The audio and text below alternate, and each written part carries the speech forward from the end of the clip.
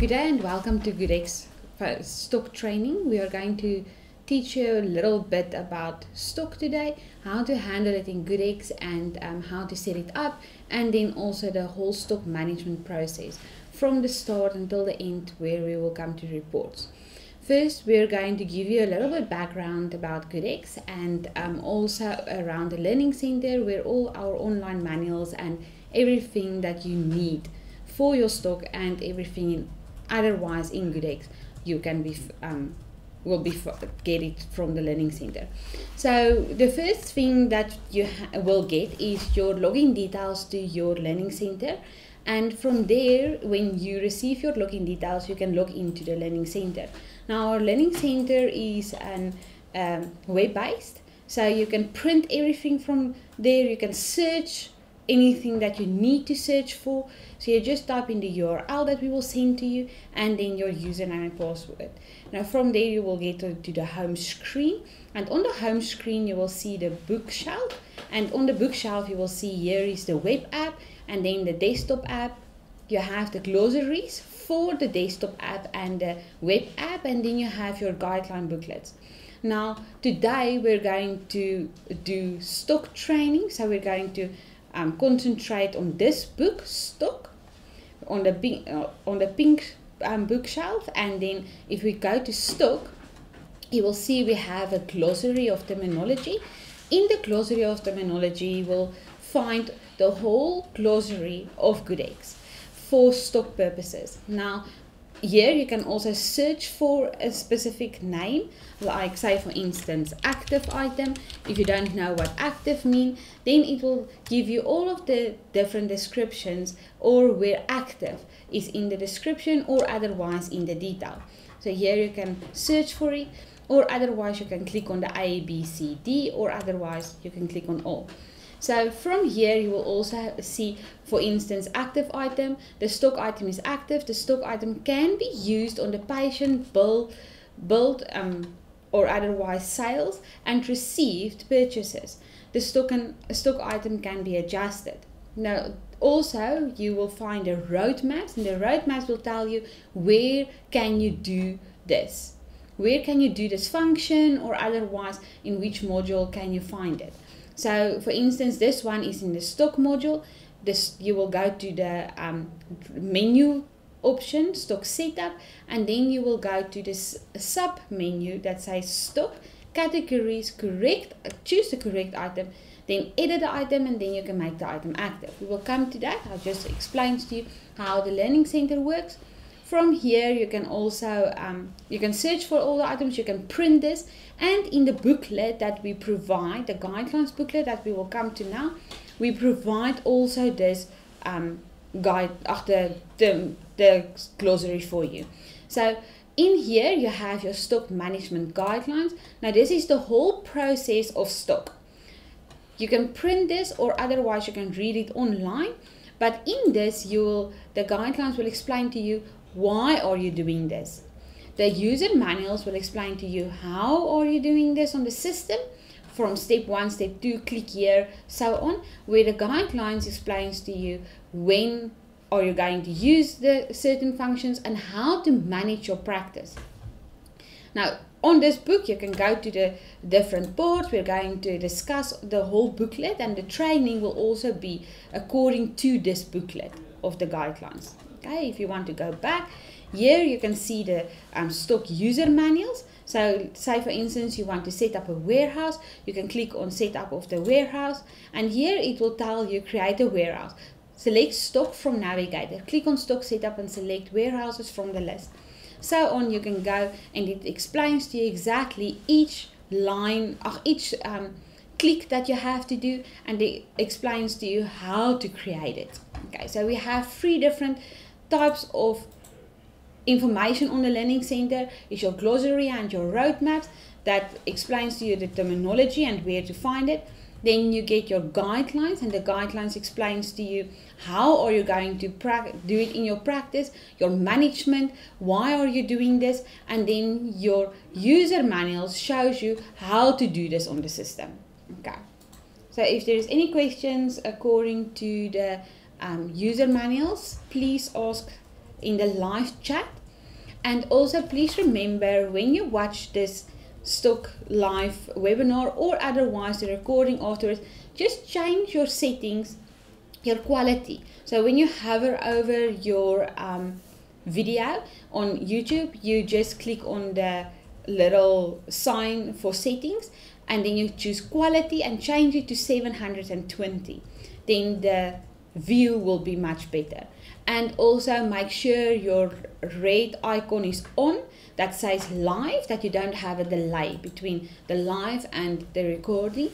And then also please register with the live chat on the right hand side on the bottom, that you can please chat with us, ask any questions. You can anytime ask questions.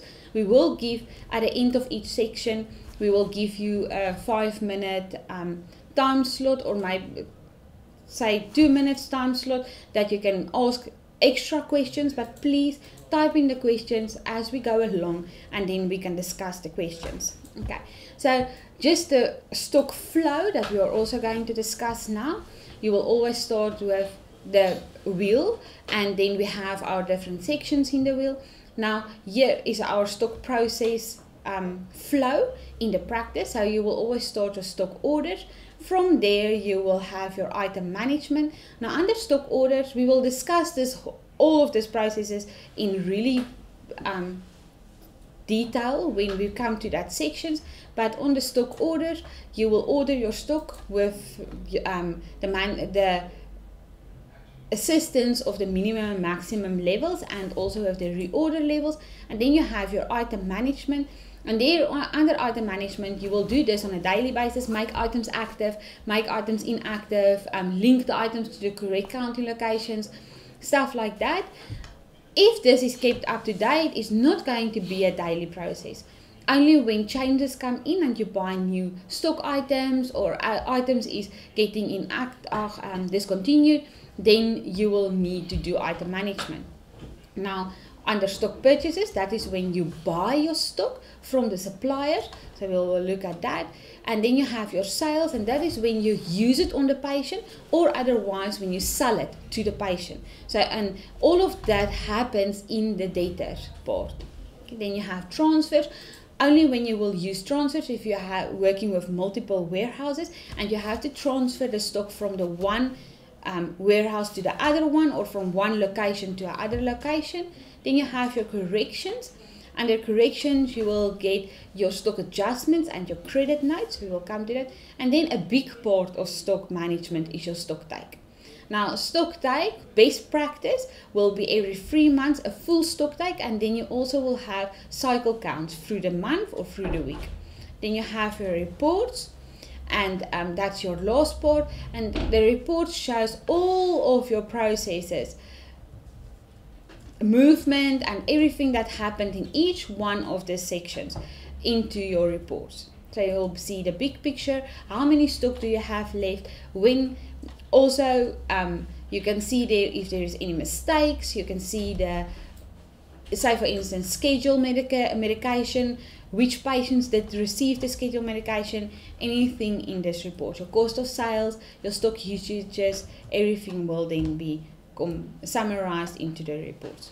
So that is the stock process flow. And then I just want to see, let's go to the stock booklet. To open it here, the understanding of stock management.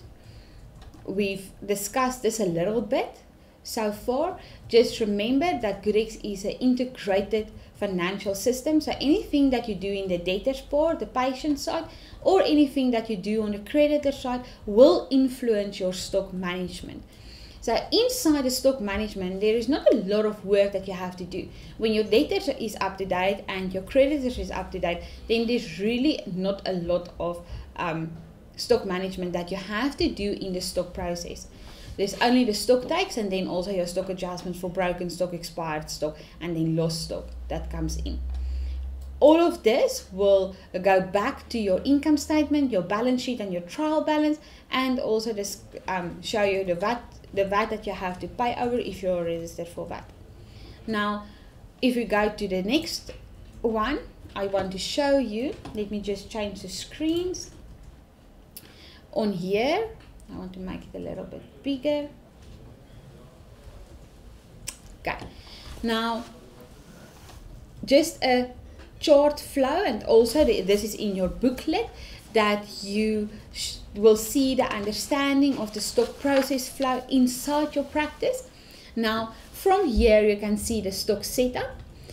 We always work in the medical practices, we work with two different categories, and that is your medicine, or otherwise the other one is your materials, and you will also have two different lists in GoodX.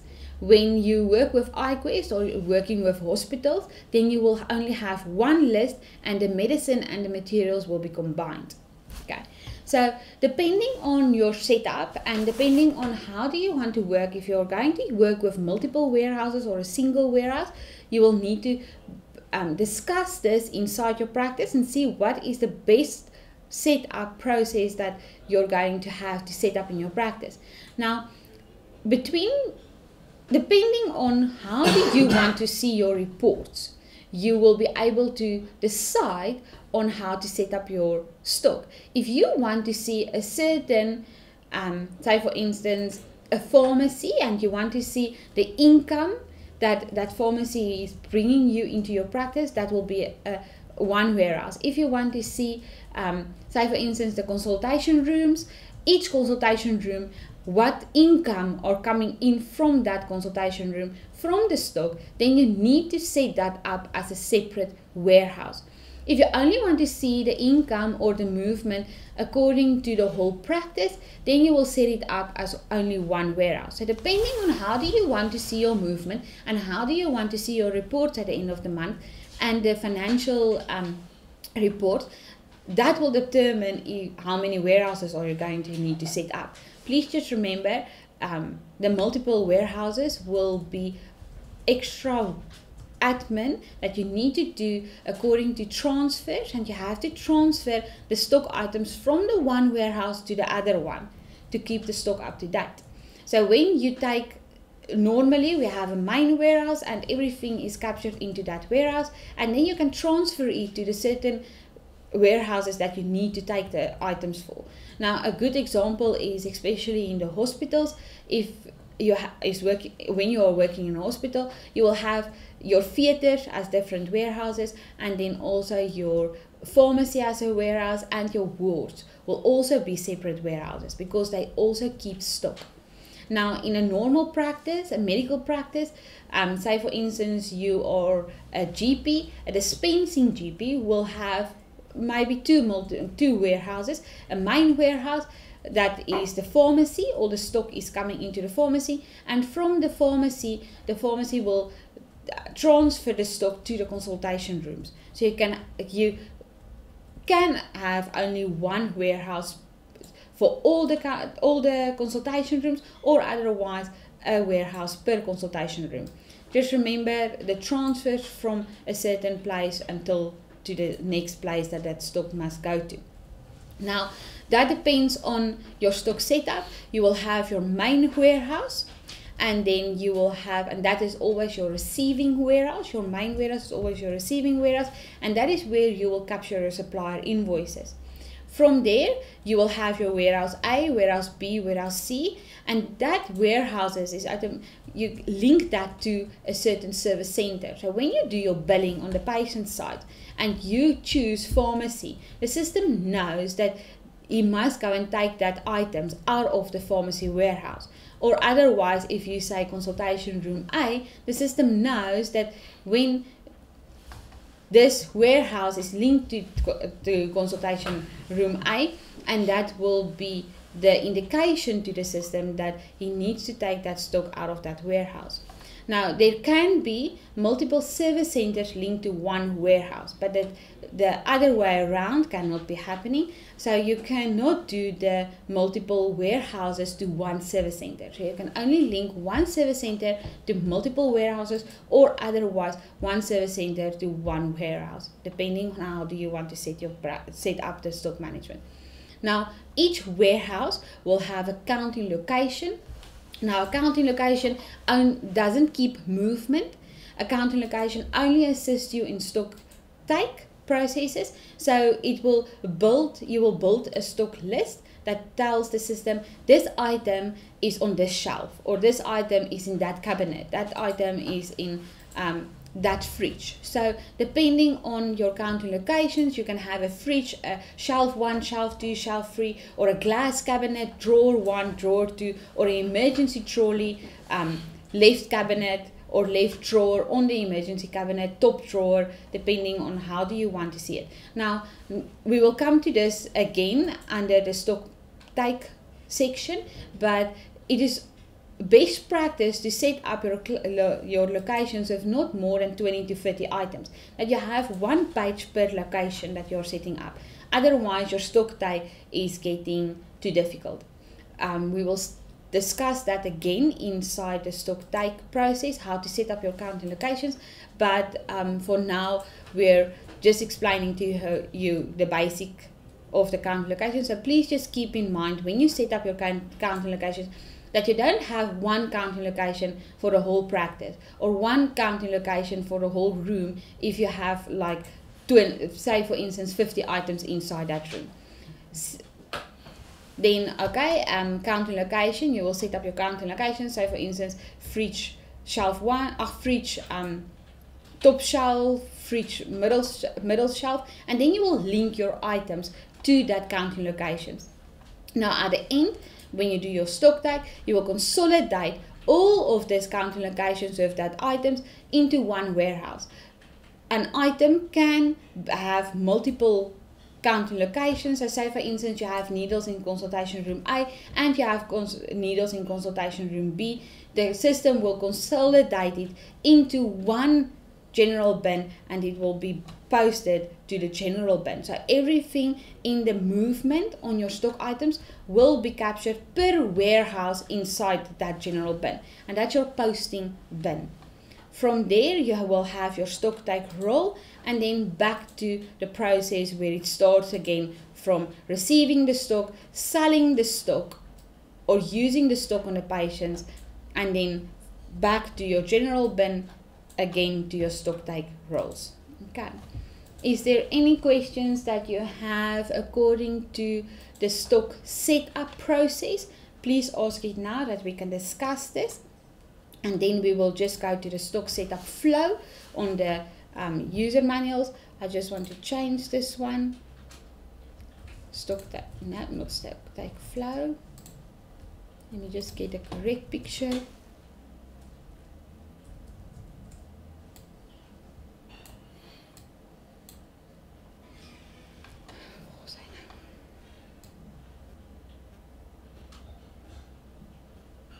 Let me just open that one.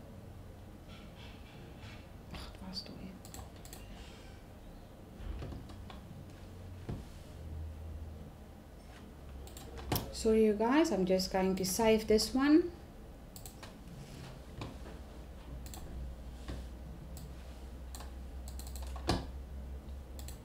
Okay, now the stock flow in your practice, we're going to I have a question, and the question is, we just have to explain the bins again. We're going to explain that now. I'm just going to go through the stock process flow and then I will explain the bins again. Okay, so the stock process flow inside your practice, you will have your coming in from the suppliers. You will order your stock, so you will see from which supplier can you get what stock, and if they have stock on hand, if they have any items that you need to order. Then when your order comes in, you will purchase it. You will have two different process flows, or depending on your supplier, if you have to pay first or do they deliver first. So you will have your delivery. Let me just put on the correct design. Now you also see the same screen as I am trying to explain to you. I'm sorry for that. Okay, so let's just start again. From here you can see, you can start on this side. So you have your suppliers, you will contact your suppliers, ask them, do you have this stock for me? And then you will have your supplier. You will buy, say for instance, needle from supplier 1, you will buy syringes from supplier B, and then you will buy Bernardo from supplier C. From there, you will ask them, okay, please, do you have stock? Yes, they have stock, and then you purchase it.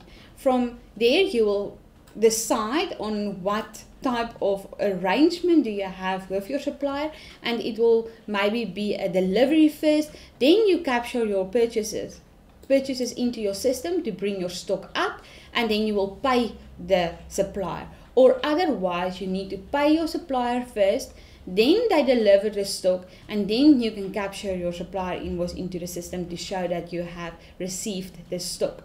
Now, the supplier stock will get less, but your stock will get more. It will increase. From there, you will always capture it into your main warehouse, and then you transfer it to the correct warehouses if you have multiple warehouses. Now, out of here, you will transfer it out of the main warehouse. The main warehouse will get less, and you will transfer it into the other warehouses. Say, for instance, Ward A, Consultation Room, or Theatre 1. And then your other warehouses, the Theatre 1, your Consultation Room, stock will increase. On that side, then you will bill the patient, and when you bill the patient, it will come out of Service Center A, Service Center B, or Service Center C that is already linked to the correct warehouse. So the system knows out of which warehouse to get the stock from. And then you will have your stock take. Now, in the stock take, we will discuss that, but then you will have your stock take, and the stock take will see what is on the system and what have you counted, and it will make the system a plus or a minus to balance back to what you have counted. And that will post to the expense ledger accounts. Now, from here, you also have two different other processes in between the normal process, and that is your stock adjustment, that is per warehouse, and you have to do stock adjustment on expired stock, broken stock, or lost stock. And then also, when you send items back after you received the items, and you received it open, or you received it was broken or not the correct stock, you must send it back to the supplier. Now, that is not your expense, so make sure that you are not correcting that with a stock adjustment, but with a stock credit note, that a return note to the supplier. Okay, so that is the process flow. Now, just to explain the bins again, we have the general bin. I just want to get the other picture again. Okay, just to see this picture again, I just want to make sure that you're seeing the same page as me. Okay, yes. So now with this one, okay, so we have your warehouses, and the warehouse is always linked to a general bin. Now, we only have one bin in GoodX, and that is your posting bin. So that bin, the general bin, keeps the movement. So if you need to see different movements, then you need to set up different warehouses. We only keep counting locations, and that counting locations is only applicable when you do stock take. And you will link that item to that counting location. So say, for instance, you have syringes in Consultation Room A, drawer 1, and you have syringes in Consultation Room B, drawer 2. So then you will link the item to that counting location, drawer 1, Consultation Room 1, and Consultation Room 2, drawer 2. And when you do a stock take, you will capture in that counting location for that warehouse. Say, for instance, Consultation Room 1, shelf 1, you will say 2 items there. And you will say in Consultation Room 2, and on shelf 2, that item is also linked there, and you have 3 of them. Then you type in 3. And at the end, when you consolidate, the system will go and say, okay, but you have then 5, because there was 2 and there were 3. So you have 5 syringes inside this warehouse. So the warehouses is actually your bins at the end of the day, and your counting locations is only part of your stock take. So we work with a warehouse if you need to see that movement. So depending on where do you want to see the financial movement, that will depend on how many warehouses do you need, and always only one general bin. Does that make sense? If I must draw this picture a little bit better on the whiteboard, we can do that. If I must give some other examples how to set up the bins, please ask now in the live questions, and we can discuss it if you need a little bit more detail.